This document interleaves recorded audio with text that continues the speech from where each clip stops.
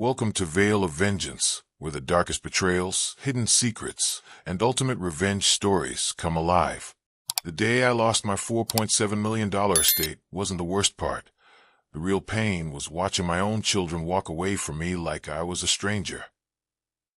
I stood in that courthouse, watching my wife, Victoria, laugh as the judge handed her everything I'd worked 24 years to build.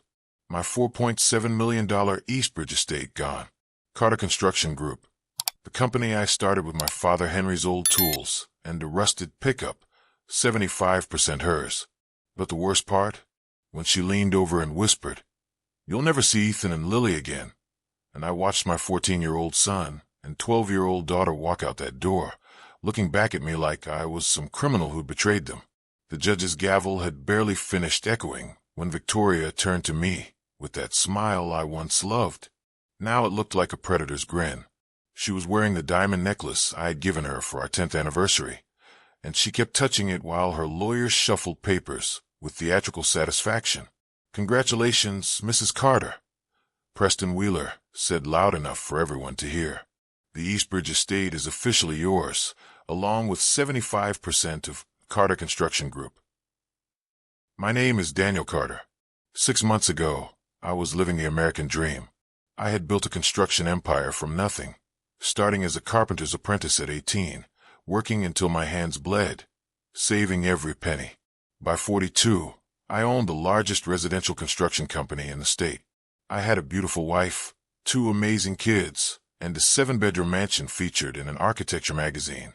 Ethan, my 14-year-old son, sat in the back row of the courtroom, his jaw clenched exactly the way mine does when I'm trying not to show emotion. Lily, 12 and usually bubbling with her mother's energy, looked at me with confused eyes.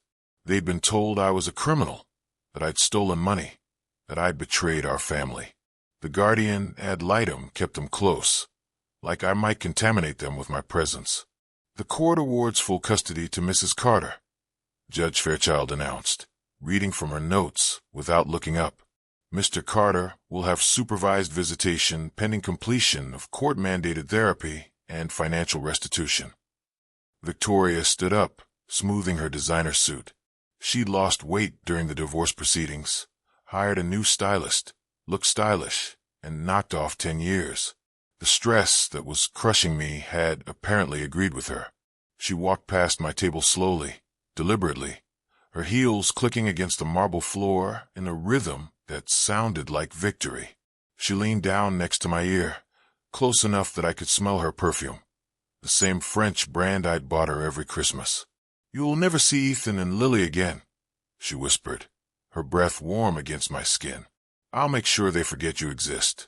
Maybe Derek will adopt them. They already call him Uncle D. And Derek, her personal trainer, who she swore was just a friend until my lawyer found photos of them in Bali while I was at my mother's funeral. The same Derek who now parked his Porsche in my garage spot. Carl, my court-appointed lawyer after Victoria drained our accounts, packed his briefcase with the exhaustion of a man who'd fought a battle he knew he couldn't win. "Sometimes the system fails good people, Dan," he said quietly. "I'm sorry. I did what I could." What he could do wasn't enough. Not against Victoria's legal team. Not against the forensic accountants who somehow found irregularities in books I'd kept clean for 20 years. Not against a judge who seemed to have her mind made up before we ever entered the courtroom. "Mr. Carter," Judge Fairchild's voice cut through my thoughts, "you have 30 days to vacate any remaining personal items from the Eastbridge property. Mrs. Carter has graciously agreed to have them placed in storage, accessible once you've paid the fees." Graciously. My hands formed fists under the table. I'd built that house with my own company, laid some of the foundation myself on weekends, teaching Ethan how to read blueprints, while Lily played in the dirt that would become her mother's rose garden. "Furthermore," the judge continued, "your assets are frozen pending investigation into the financial discrepancies discovered during these proceedings. You are permitted to withdraw $200 weekly for basic expenses." $200. I'd spent more than that on a single dinner trying to save my marriage 6 months ago. The night Victoria had seemed distant, and I'd thought maybe we just needed to reconnect. She'd ordered the most expensive wine on the menu and spent the entire meal texting someone she claimed was her sister. My mother, Eleanor, had been dying in hospice that week, and I'd stepped away from her bedside to have that dinner, thinking I needed to hold my family together during the hardest time of my life. Eleanor Carter, who'd raised me in a 3-room apartment in River Heights, who'd worked 2 jobs to keep food on our table after Dad's construction accident, who'd cried when I bought my first truck for the business. "Never forget where you came from, Daniel," she told me the last time she was strong enough to speak clearly. "Money comes and goes, but character is forever." The courtroom was emptying now. Victoria's heels echoed down the hallway, joined by the expensive shoes of her legal team. My children were ushered out a different door before I could even try to speak to them. Ethan looked back once, and I saw myself at 14 in his eyes, confused, angry, trying to be strong. I sat in that empty courtroom for another 10 minutes, staring at the American flag behind the judge's bench, wondering how justice had become just another thing money could buy. My phone had 17 missed calls from former employees wondering if they still had jobs, 3 from suppliers wanting to know about pending payments, and 1 from my foreman, Lou, that just said, "I'm sorry, boss." The bailiff finally asked me to leave. "Building's closing, sir," he said, not unkindly. He'd seen this before. Men in expensive suits that no longer had homes to go to. Wedding rings they still wore out of habit more than hope. I walked out of that courthouse with nothing but my father's old watch and the work boots in my truck. The same boots I'd worn when I poured my first foundation, signed my first contract, built my life brick by brick, and watched it demolished in a single afternoon. But I'm getting ahead of myself. To understand how I ended up back in my mother's apartment, finding a box that would reveal the truth about everything, you need to know how a working man's son built an empire and lost it to a woman who played a longer game than I ever imagined possible. My name is Daniel Carter, and this is the story of how I lost everything and discovered who I really was, buried beneath the floorboards of the past. My mother spent her entire life protecting me from. My story really begins 24 years ago when I was 18 and showed up at Brennan Construction with nothing but ambition and my father Henry's old tool belt. Henry had died in a scaffolding collapse when I was 16, leaving my mother Eleanor with nothing but debt and a stubborn son determined to make something of himself. "Do you have any experience?"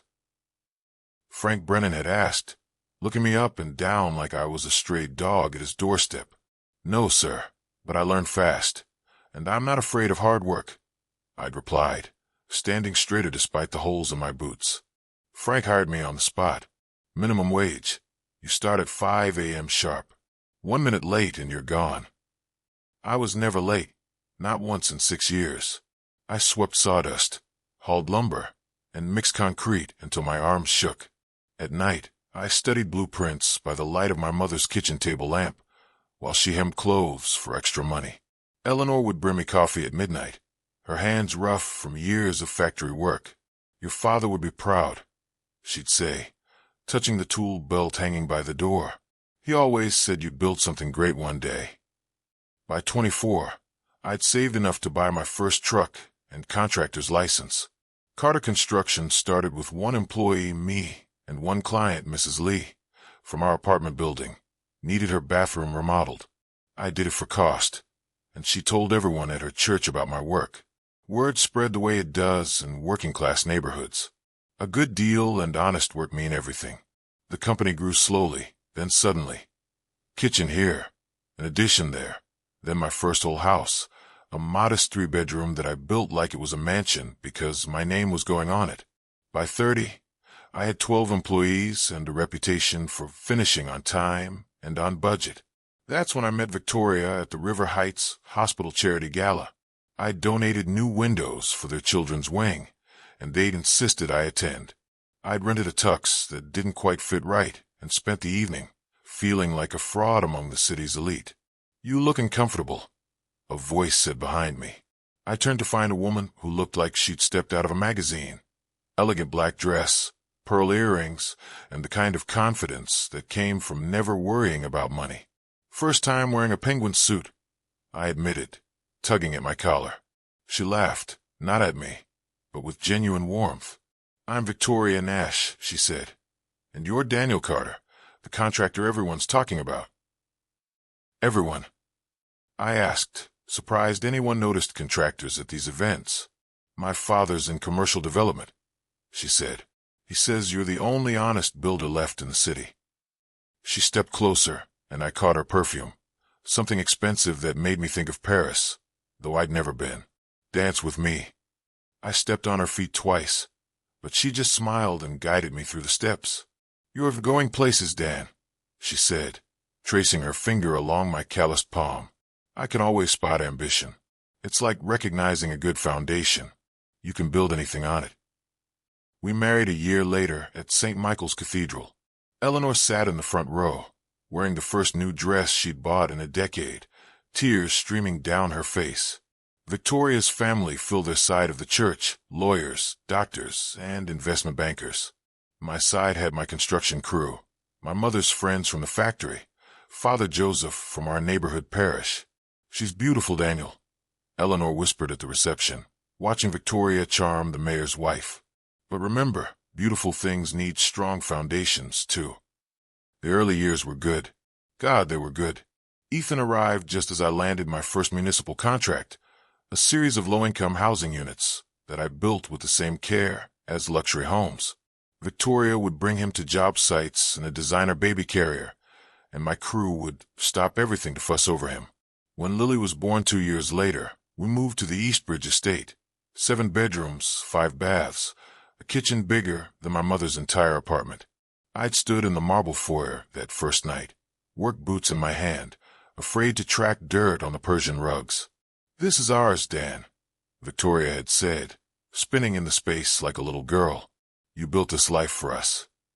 Every Sunday, Eleanor would drive over in her ancient Honda, bringing pot roast and stories from the old neighborhood. She'd sit with the kids while Victoria and I hosted neighbors, surgeons, CEOs, people who'd started calling me for their construction needs. "Never forget where you came from, Daniel," Eleanor would say, looking around our grand dining room. "This is beautiful, but family is what matters." Victoria would smile tightly, checking her watch, counting the minutes until Eleanor would leave, and we could return to being the successful couple everyone envied. I should have paid more attention to those moments, the way Victoria's mask would slip when she thought no one was looking. The cracks in our marriage started small, like hairline fractures in a foundation that you don't notice until the walls start separating. It began the day my father, Henry, died. Not my biological father, though I didn't know that yet, but the man who'd raised me, taught me to read a level, and showed me that honest work meant something. Henry had been living in a veteran's home for 3 years since his dementia got bad. Victoria complained about the smell every time we visited, the way she had to sanitize her hands twice before touching anything in our car afterward. When he finally passed, she sent flowers, but didn't come to the funeral. "Someone needs to stay with the children," she'd said, though Ethan was 12 and Lily 10, old enough to understand death and say goodbye to their grandfather. After Henry's funeral, Victoria hired Derek Castellano as her personal trainer. 6 feet 2 inches, bronzed like a statue, with a smile that belonged on billboards. She said she needed to get in shape for her 40th birthday. 3 sessions a week became 5. 5 became daily. Her book club started meeting at wine bars downtown instead of members' houses. She'd come home at 2 a.m., showering before bed, claiming they'd gotten carried away discussing Hemingway. I buried myself in work, the way men do when they don't want to see what's right in front of them. Carter Construction had just scored the River Heights redevelopment project, $30 million to revitalize the neighborhood where I'd grown up. It was everything I'd worked for, bringing good housing back to the people who'd supported me from the beginning. Then Eleanor got sick, pancreatic cancer, stage 4, the kind that gives you weeks, not years. I spent every evening at the hospice, holding her hand while she drifted in and out of consciousness. Victoria visited once, stayed 5 minutes, complained about the parking. "Your mother never liked me," she said one night when I came home late from the hospice. "That's not true," I said, though we both knew Eleanor saw through her in ways I'd refused to. I'm going to my sister's for the weekend, Victoria announced. This death watch is depressing the children. Her sister lived in Boston, but the credit card statement I found later showed charges from the Ritz-Carlton in Miami. Derek had posted Instagram photos from South Beach that same weekend, careful not to show who was with him, but I recognized Victoria's watch in one shot, the Cartier I'd given her for our anniversary. Eleanor died on a Tuesday morning while Victoria was at Pilates. I held my mother's hand as she took her last breath, her final words barely a whisper. The truth always comes out, Daniel. Be ready. I thought she meant about Victoria's affair. I had no idea she meant the truth about my real father, hidden in a lockbox beneath her apartment floor for 42 years. The divorce papers were served while I was still wearing my funeral suit. Victoria had hired Preston Wheeler, the shark who'd handled the governor's divorce, and somehow got the wife everything despite proven infidelity. My company accounts were frozen within hours. Our joint accounts emptied, credit cards canceled. Financial malfeasance, Preston announced at the first hearing. Mr. Carter has been embezzling from his own company, hiding assets in offshore accounts, defrauding investors. The evidence was overwhelming and completely fabricated, doctored invoices, forged signatures, phantom transactions dating back years. My lawyer, Carl, a public defender assigned when I couldn't afford anyone else, was out of his league. This is sophisticated stuff, Dan, he'd said, flipping through pages of false documentation. Someone with serious resources set this up. Judge Constance Fairchild presided over our case, like she'd already written the verdict. Every objection Carl made was overruled. Every piece of evidence I presented was deemed inadmissible. Victoria sat there in designer suits, playing the wronged wife, occasionally dabbing at dry eyes with a tissue. The custody evaluator, Dr. Patricia Morse, interviewed the children once for 15 minutes. Her report painted me as an unstable workaholic who neglected his family for money. She never mentioned that I'd coached Ethan's Little League team for 6 years, or that I'd never missed one of Lily's dance recitals. Daddy's a thief. I heard Lily tell her friend on the phone one night during my last week in the house. Mom said he stole money from poor people. Ethan stopped talking to me entirely. He'd found Derek's gym bag in our bedroom closet and made his own conclusions about why his parents were really divorcing. But Victoria had convinced him I was the villain in every version of the story. The final hearing was a massacre. Victoria got the house, 75% of my company, full custody, and monthly support payments that exceeded what I was now allowed to access. She'd won everything, and the celebration in her eyes as the judge read the verdict told me this had always been the plan. Stripped of everything, I returned to my mother's rent-controlled apartment in River Heights, the same 3-room unit where I'd grown up. The elevator was still broken, just like it had been 30 years ago. I climbed the 5 flights with a single cardboard box containing everything I'd been allowed to take from my former life. Some clothes, my father Henry's tools, and a photo of Ethan and Lily from last Christmas, before everything fell apart. Eleanor had kept the apartment even after I'd bought her a condo in a nicer neighborhood. I need a connection to the old days, Daniel, she'd said when I'd asked why she wasted money on rent. Some things are worth holding on to, even when they don't make sense. Standing in that doorway, I finally understood what she meant. The apartment smelt like a lavender potpourri. The walls still painted the same butter yellow she'd chosen when I was 10. Her coffee mug sat on the kitchen counter, with a lipstick stain on the rim, like she'd just stepped out for groceries. I collapsed on the worn corduroy couch, where I'd done my homework as a kid, where Henry had taught me to tie my shoes, and where Eleanor had held me when I cried after being bullied at school. The cushions still bore the indent of her small frame from 40 years of sitting in the same spot, watching her programs while mending clothes. For 3 days, I didn't move except to use the bathroom. I ate stale crackers from Eleanor's pantry and drank water from the tap. My phone rang constantly, former employees, suppliers, and clients wondering what had happened to their projects. I let all go to voicemail. What could I tell them? That I'd been played for a fool, that the empire I'd built was now in the hands of a woman who wouldn't know a bearing wall from drywall? On the 4th day, Hunger finally drove me to action. While looking for something edible in the kitchen, I found Eleanor's envelope of emergency cash hidden in the flour container. $320s, probably her entire savings. A note was wrapped around the bills. For Daniel.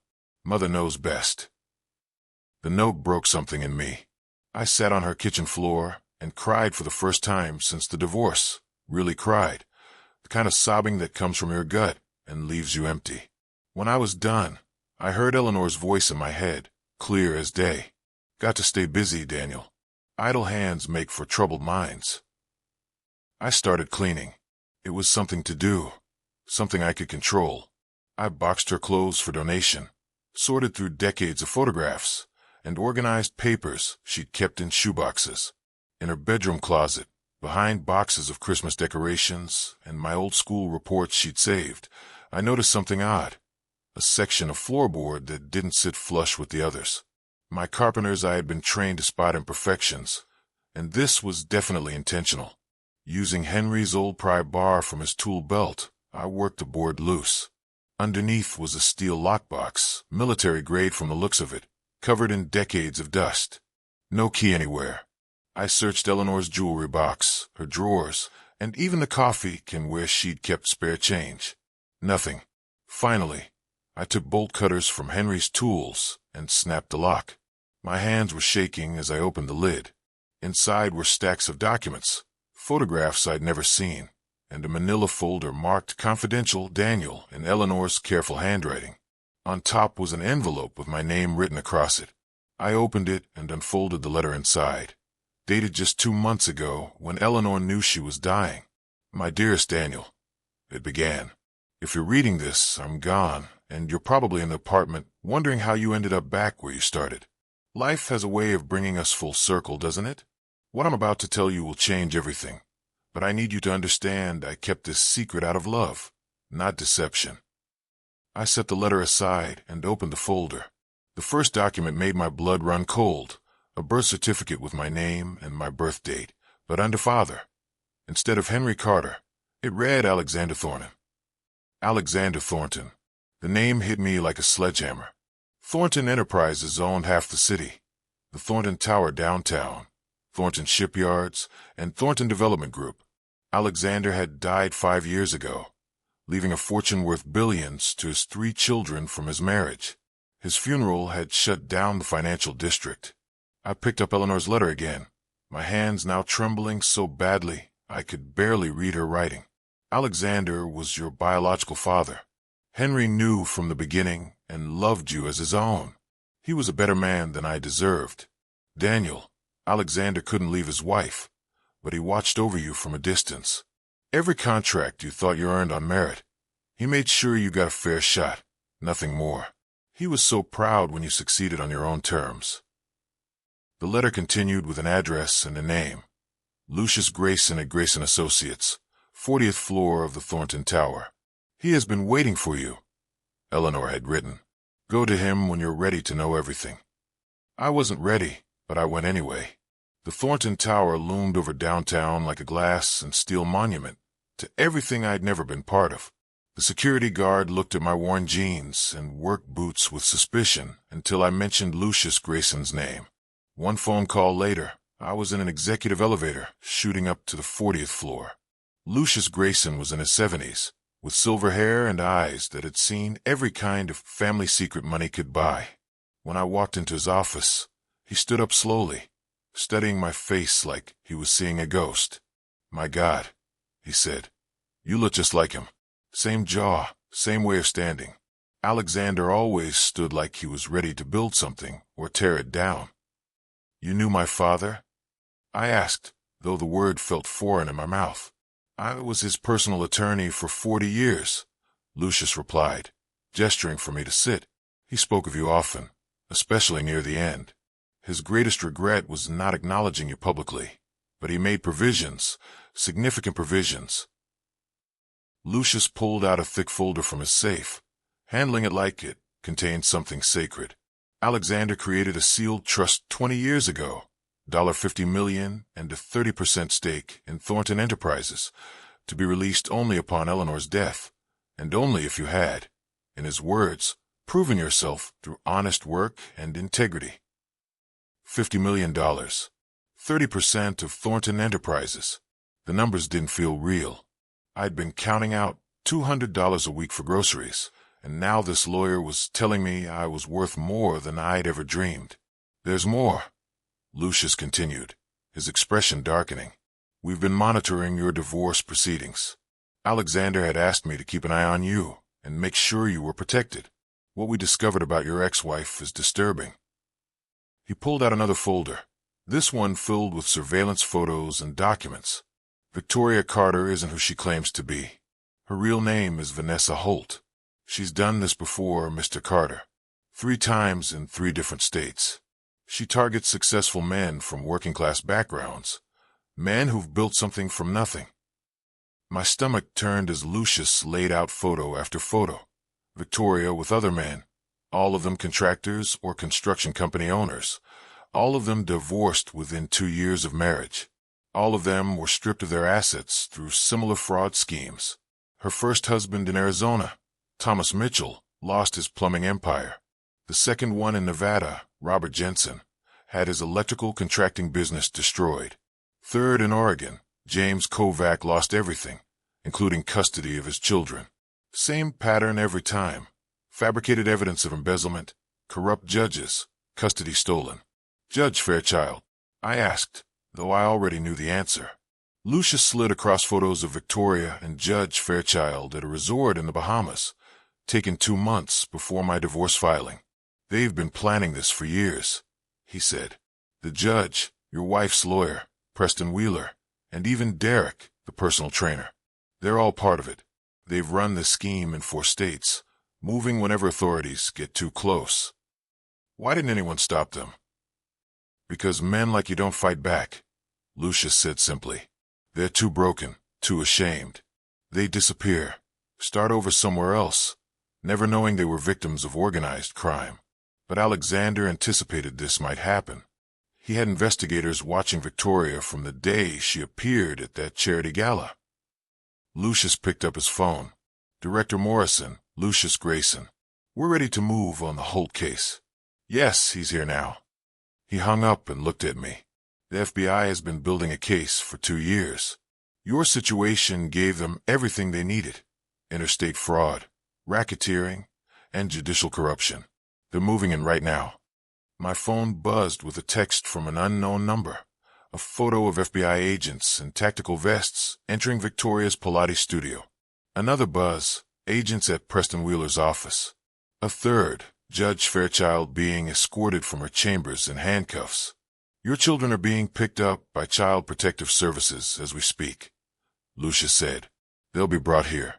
Alexander bought this building, you know. He wanted his legacy to be something solid, something that would last, just like what you build. Within an hour, the 40th floor was swarming with federal agents. I gave my statement, provided every document I had, and watched as they built a case that would destroy the network that had destroyed me. Victoria had been arrested at her studio, screaming about her rights and demanding her lawyer, who was already in custody himself. Then the door opened, and Ethan and Lily walked in with the social worker. They looked small, scared, and confused. When they saw me, Lily ran into my arms, while Ethan stood frozen, processing everything his world had become. 6 months later, I stood in the Thornton Enterprises boardroom, looking out at the city I'd helped build with my own hands. The other board members, my half-siblings, who'd initially contested the will, sat around the polished table. Margaret Thornton, the eldest, had fought the hardest against accepting me until she saw what I could do with the development division. You've doubled our quarterly profits, Margaret admitted, sliding the latest financial report across the table. Father would be impressed. We were losing millions on stalled projects before you restructured the division. I'd kept things simple, hired back my old foreman, Lou, and the crew Victoria had fired out of spite, and put them in charge of quality control. Turns out Thornton Enterprises had been hemorrhaging money because nobody on the board actually understood construction. They'd been approving change orders without reading them, accepting delays without penalties, and treating buildings like numbers on spreadsheets instead of steel and concrete that needed proper foundations. Your father understood construction, I told Margaret. That's why he built this empire. He just forgot to teach any of you how to hold a hammer. She laughed, the first genuine warmth I'd seen from her. He tried. I was more interested in ballet. Michael wanted to play violin. Jennifer collected art. You were the only one who inherited his need to build things. Victoria got 15 years, federal time. The trial had been swift. The FBI's evidence was overwhelming. She'd stolen over $40 million across 4 states, destroyed 12 families, and corrupted 3 judges and 7 lawyers. Derek flipped immediately, testifying against everyone to avoid prosecution. He admitted to breaking into my office, planting the false documents, and even seducing Victoria as part of the scheme. Turns out she was being conned, too, in her own way. Judge Fairchild received 20 years. Preston Wheeler was disbarred and got 12. The other victims were getting their cases reviewed and their assets returned where possible.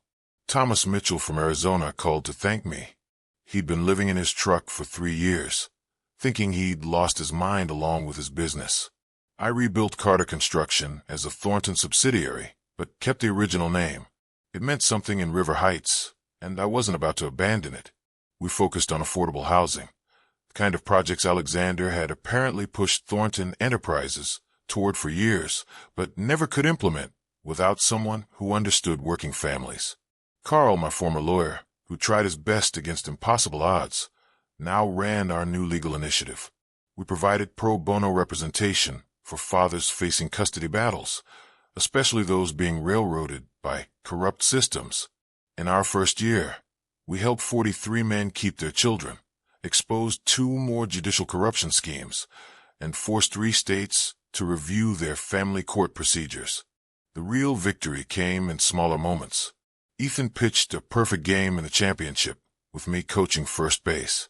He'd grown 3 inches, and his voice was changing, but he still looked for my approval after every strike.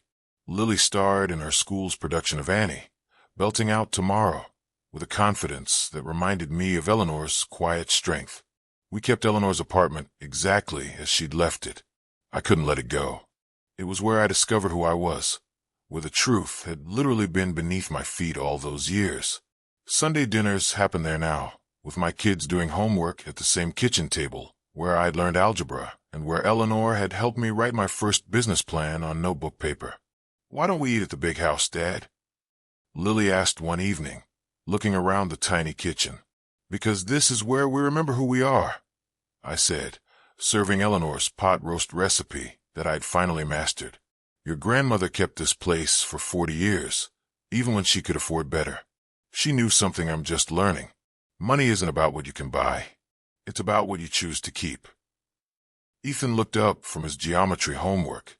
"Grandma Eleanor would have loved seeing you run Thornton Enterprises." "She already knew I would," I replied, pulling out her letter, now framed on the wall. She knew exactly who I was, even when I didn't know myself. That's what real love looks like, believing in someone enough to let them find their own way to the truth. From Eleanor's kitchen window, you could see the Thornton Tower lit up against the night sky. She'd spent 40 years looking at that building, knowing her son would one day help run it, never saying a word. That took a strength I was only beginning to understand. The measure of a person, I told my children as we cleared the dishes, isn't what they inherit or what they take. It's what they build with their own hands and how they respond when everything falls apart. Your grandmother knew that. Henry knew it when he raised me as his own. Now we know it too. The floorboard I'd pried up had been carefully replaced, but sometimes I still touched that spot, remembering the moment everything changed. Eleanor had hidden the truth beneath our feet, but she'd also built the foundation that helped me survive discovering it. "Every building needs a strong foundation," I said, repeating what I'd learned from Henry, from Eleanor, and from Alexander watching from afar. Sometimes you have to dig deep to find it, but it's always there, waiting to hold up everything you're meant to build. Fire, thanks for listening. Sparkling heart if the story moved you. Share it with someone who needs it. Drop a comment with the part that hit you most, and don't forget to subscribe for more powerful stories.